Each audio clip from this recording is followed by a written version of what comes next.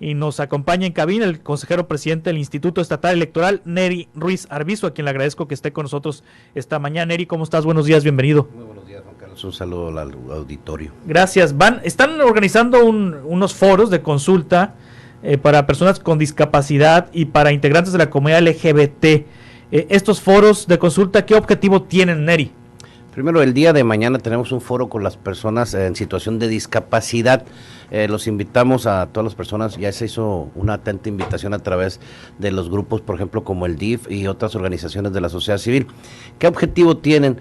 Que buscamos consultarlos para que ellos nos den su opinión respecto de la representación política que desean tener en las diputaciones y en los ayuntamientos. Esto es, como en la ley no se determina de manera clara, precisa, un cargo y un número de personas que deban aspirar de esa comunidad, entonces tenemos que consultarlos para llevar a cabo nosotros acciones afirmativas, así se llaman. Y esto es tomar un acuerdo en el Consejo General del Instituto Estatal Electoral y de Participación Ciudadana para definir dónde y cuántos de ellos irían en las fórmulas, ya sea de diputaciones o de ayuntamientos, para el próximo proceso electoral. Y con ello, que se obliga a los partidos políticos a postularlos en esos cargos. Sí, estos foros son entonces para determinar el cómo postular a personas de la comunidad LGBT y a personas con discapacidad. Es decir, pudiéramos tener en 2024 candidatos y luego autoridades pertenecientes a la comunidad LGBT y a personas con discapacidad.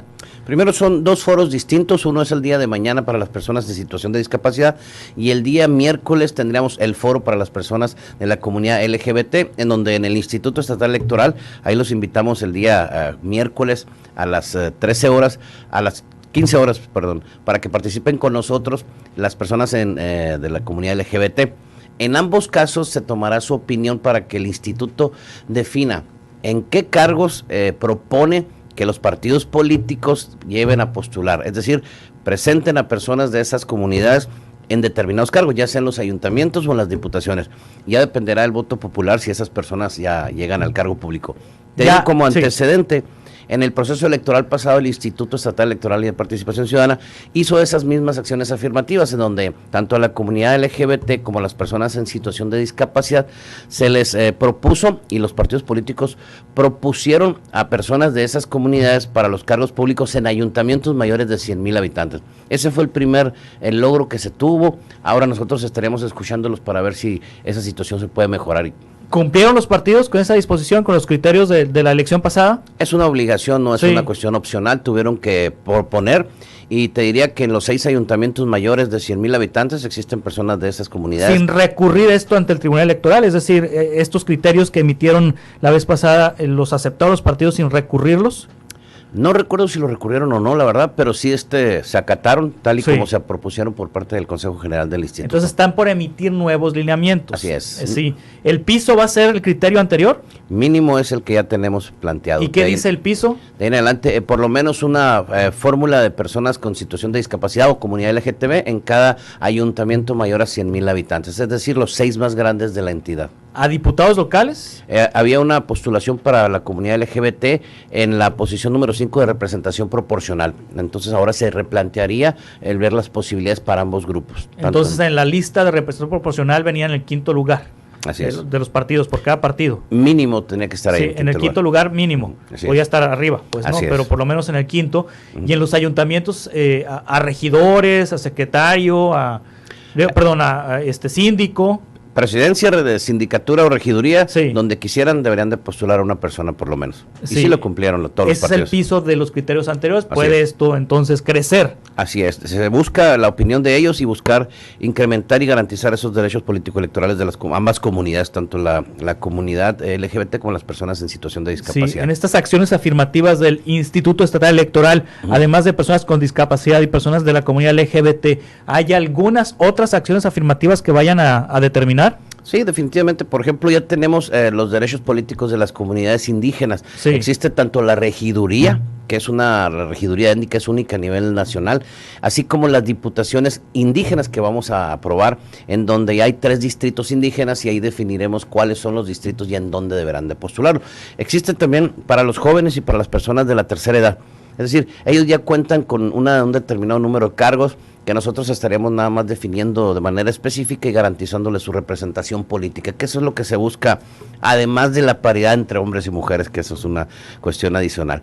Aquí nada más, si me permites, Juan Carlos, es definir muy claramente. Tendremos el día de mañana, 12 de diciembre, la reunión con las personas, el foro con personas en situación de discapacidad a las 13 horas en las instalaciones de la Procuraduría de la Defensa del Adulto Mayor del DIF de Hermosillo, en donde ahí estaremos tomando las consideraciones y las opiniones de las personas en situación de discapacidad.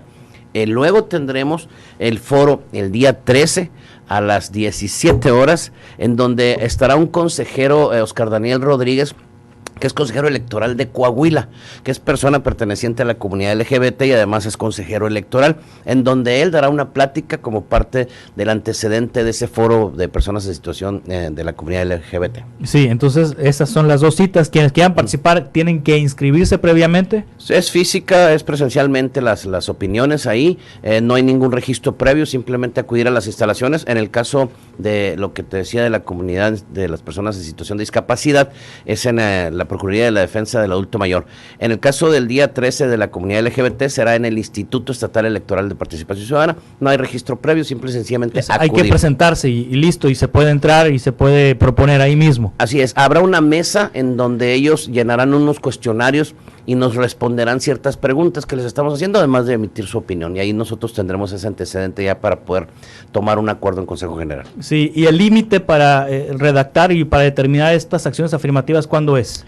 Simplemente no hay un límite como tal, sin embargo deberán de estar previo al inicio de los registros de las candidaturas, y eso estamos hablando que es el 31 de marzo, por eso nosotros estamos ya ahorita tomando esa determinación para poderlos emitir a la brevedad, y tal como decías, pues todo es impugnable en esta materia electoral, entonces esperar que de aquí a que lleguen las fechas de registro, pues ya estén pasados por los tribunales, ya hayan sido analizados por tribunales también. Muy bien, Neri Ruiz Arbizu, consejero presidente del Instituto Estatal Electoral, muchas gracias. Un saludo. Que te vaya muy bien. Gracias.